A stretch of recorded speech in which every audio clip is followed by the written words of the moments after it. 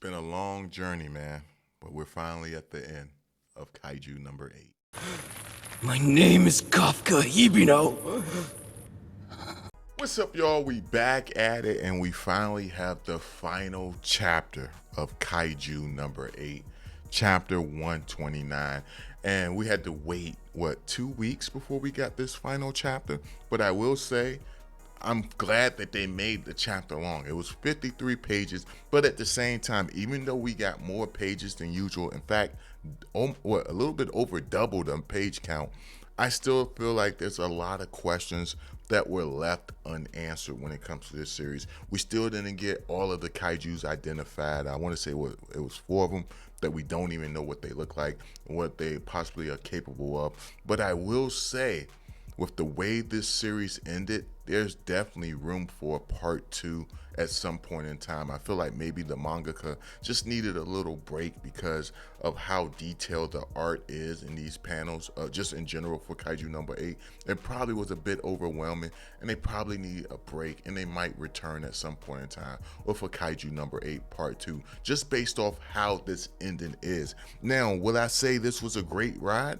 I will say it was. It was a pretty great ride. I enjoyed this series for the most part. There wasn't too many chapters that I disliked. Was this a good ending? That's one of those things that's up in the air. There are parts about it that I like, and then there's parts of it I didn't like. We're about to dive right into it though. Make sure you subscribe and hit the bell for all notifications. So as we get to the first page, you got it with Kafka. He wakes up. Apparently he's been unconscious for 4 months. He's been in the hospital bed for 4 months, and the only thing he can remember is seeing the back of the general as he was fading away. And you know what I'm saying, he felt like he should have disappeared along with number 8, but that didn't happen. Now, this is where I say, like, I like some of the ending and then I don't. I really wish he had like a sentence, a line alone to be delivered to Kikaru. That's one thing I just don't understand why that wasn't included. I know he says like look after everyone, Kafka, in the previous chapter, including my daughter. But I wanted him to have like, yo, let my daughter know I've seen everything she accomplished through the eyes of number 9, and tell her I've never been more proud. If we could have got something like that, man, that shit would have been, I wanted that, yo. Because this whole time, Kikaru has been seeking the approval of her father. And really, she doesn't know if she's got it or not. So if something like that was to be said, I just think it would have been an epic moment for the series. I mean, you guys could let me know if maybe I'm just, wanting too much. You can let me know. But you have it where Kafka wakes up. He's been passed out for the past 4 months. And because of that, he looks completely different when he looks at himself in the mirror. He doesn't even recognize himself. Now, I'm not going to lie. I like this look for Kafka with the little rough shave. You know what I'm saying? The hair's a lot longer and wilder. I really like this look. In fact, this could have been his main character look. But you got it where he wakes up.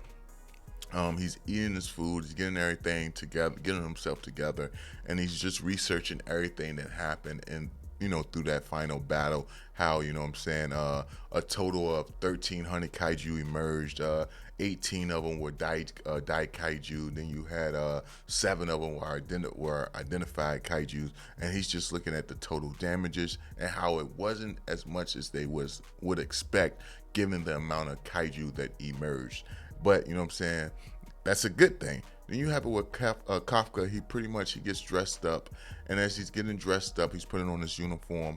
He sees that number 8 is still within him. That hatred that was fading away is still within him, and he's like, why is this thing still here? And then you have the funny moment. They got to put the comedy in the chapters for Kaiju number 8, but you have the funny moment where he's like, I wonder why it's still here. You know what? It probably was the general's doing. You probably had it where the hatred was about to disappear. The general popped up like, I won't let you guys go. Nah, I'm going to take your place. I'm going to go. You guys stay with Kafka. The world may still need you to defend it. And when you think about it, that is some shit the general would do. That is some shit the general actually would do. But with that being said, does that mean the general actually had a chance to return but chose not to? and instead it let number 8, live instead of returning back to life. I'm very curious about that. Another unanswered question as far as everything that went down with number 9 and the ancient kaiju. Is just a lot of unanswered questions with that. But of course, you got it where Mina comes to meet Kafka at the hospital and begins to take him back to headquarters. You see that the Division 3 base is rebuilt better than ever. Remember, it got destroyed in the battle against number 10, and you see they improved a lot of the headquarters. And as Kafka is returning back to the number 3 division new headquarters, he's just reminiscing about his journey throughout the defense force. He even goes to the parking space number 55 where he first met Kikaru, and she says that's her lucky number. You actually see the barracks where they ran around the track and how Iharu and all of them was leaving him in the dust. He thought they were cheating. He actually looks at the bath area. He's just reminiscing about all the different places throughout the 3rd division. He even gets to the part where he remembers when he was arrested, and you have it where Reno says like, "Yo, I have faith that you'll come back." And you just have him reflecting on everything that happens throughout his journey. And it was such a beautiful panel with just the back with Kafka, current Kafka, and then you look in the background, you see past events of Kafka. I just think that was a nice panel, beautiful panel. But of course, you got it where he says like, "Yo, I'm finally come back home." And as he gets to the front door, you see all of the squad members that we know and love, even the platoon leaders. And it's crazy because this panel right here is showing more characters than we don't usually get to see throughout Squad 3. Like, we've seen them here and there, but I feel like they paid more respect to them in this final panel, and I think that's due to how well they were received in the anime for season 1. Don't forget, season 2 starts this weekend, so I imagine that's the main reason they pushed the final chapter back to this week. But anyway, you got it where he walks there and you see everyone waiting on his return. You got Hoshina there, you got Kikaru there, Reno, Mina, Iharu. You got all of them there, even the platoon leaders. You got all of them there waiting to greet Kafka as he returned. And then you just have this really nice, heartfelt moment with Reno and Kafka where he says, "Yo, glad you have came back. I knew you would return. I had faith that you would return." And it just goes to what he said when Kafka first left the 3rd division while he was under arrest. He said, "I have faith that you will return, sir." And to see Kafka actually do that and come back and Reno give him those words, you have it where your boy Kafka, he gets a little emotional. He starts like, just tearing up a little bit. Of course, Kikaru was making fun of him, and he says like, "Yeah, I'm glad to be back." It was just a really touching moment. And then you have it where Iharu just like charges right at the old man, Kafka. And it's just like, yo, he's been in the hospital for 4 months. Like, yo, the dude, he ain't in tip-top shape. His body, honestly, I'm surprised he could walk after being unconscious for 4 months. That's one of those situations where you would think you would have to, learn how to walk again, and you wouldn't be out the hospital the same day. But of course, you have it where, Kafka goes to tell us how everything is going within the 3rd division, how, you got it where Iharu, Ao, as well as Reno, and the other guy, they all got promoted to platoon leaders due to how powerful they are, to the point where they can rival, Division 1, which is Gein's team, which I wish they would have given us just a little bit more on Gein. But you got it where they were expecting this year of applicants to be lower than last year because of the catalysm that happened with number 9. But instead, you have it where a lot of people join. So Mina and Hoshina, the vice captain, they're very busy with office work, and you just have that look on their faces where they're just like, yo, this is just too much.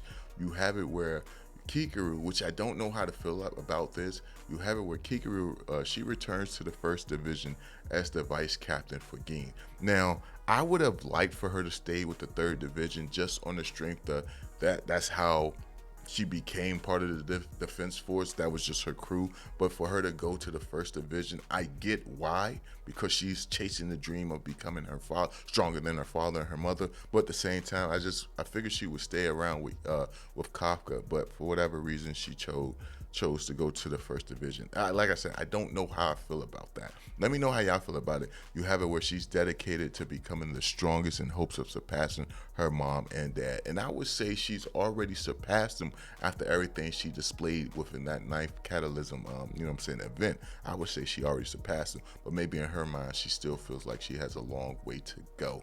Let me know. Do y'all think she surpassed her parents?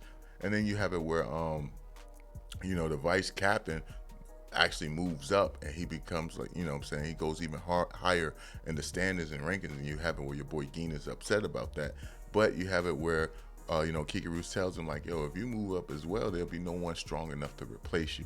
And she's kind of playing mind games with Gin, and Gin says, yeah, you're right, I'm needed at my position. So you have it where, she's the vice captain now, the new vice captain now. Gin is okay with it, and he's kind of like fanning himself. I would have liked to have more interactions with Gin to really know how he feel about what took place. Does he feel like the general was avenged? Like, that's one thing I would say this ending didn't really give me. It didn't give me any closure for Kikaru and Gin, like how they felt about number 9 being defeated after what happened or after what he did to the general. I would have loved like a dedicated panel, just Gin expressing himself like, General, I finally took out the monster, or I helped take out the monster that took you down. It was a hard fought battle, something along that line. Just a nice speech, but we didn't really get that.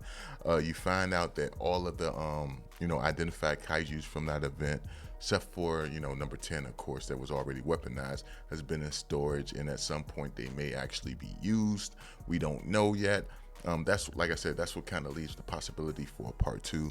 You also have it where they say number 9 is held under number 6 cold storage, level 6 cold storage, meaning no one could get to it. They're not going to weaponize it because they probably fear that it could probably go wrong and it could become something even more dangerous. And I imagine that could be part 2. Like, imagine someone gets to this weapon, or imagine someone weaponizes it because they think they need it, and in the process of weaponizing it, number 9 takes control over that person's body, because we know number 9 is very smart and it could figure a way around, even though it's just a weapon now, and that's very possible. But they locked it down, and they're not planning on using it. It's under investigation. They might even try to destroy it at some point.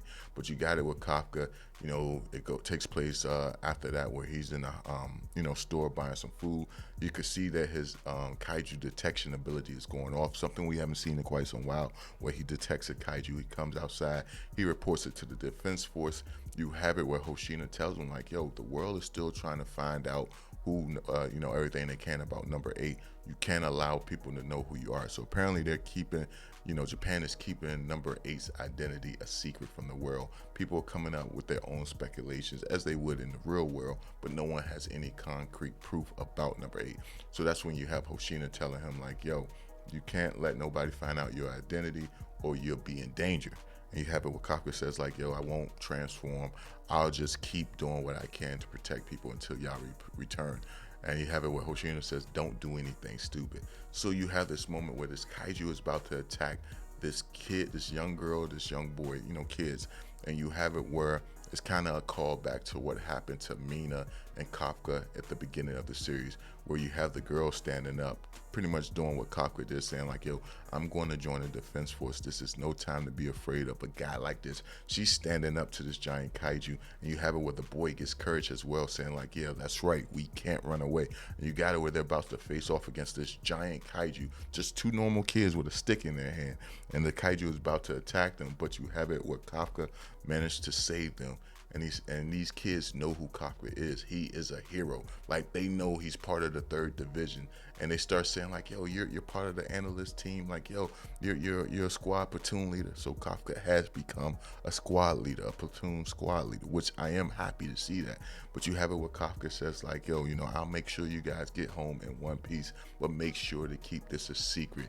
And then you have it where he, he transformed to Kaiju number 8 in front of these kids, and these kids are shocked. They're surprised, but he's entrusting them to keep his secret.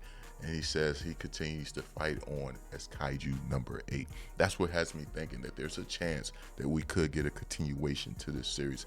But all in all, man, amazing final chapter. Like I said, it's not perfect. There's a few things I would have liked to have seen.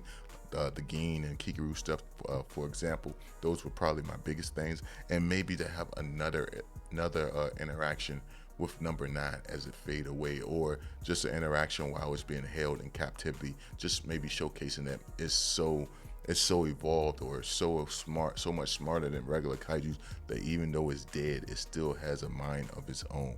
I would have liked to have seen something like that, but you never know. With the way the series ends, there's a good chance that we could get a part 2 at some point in time. But let me know your thoughts down below, and if you like the video, hit the bell. Hoping you have a great day or night wherever you are. This your boy Nero Mega Man signing out.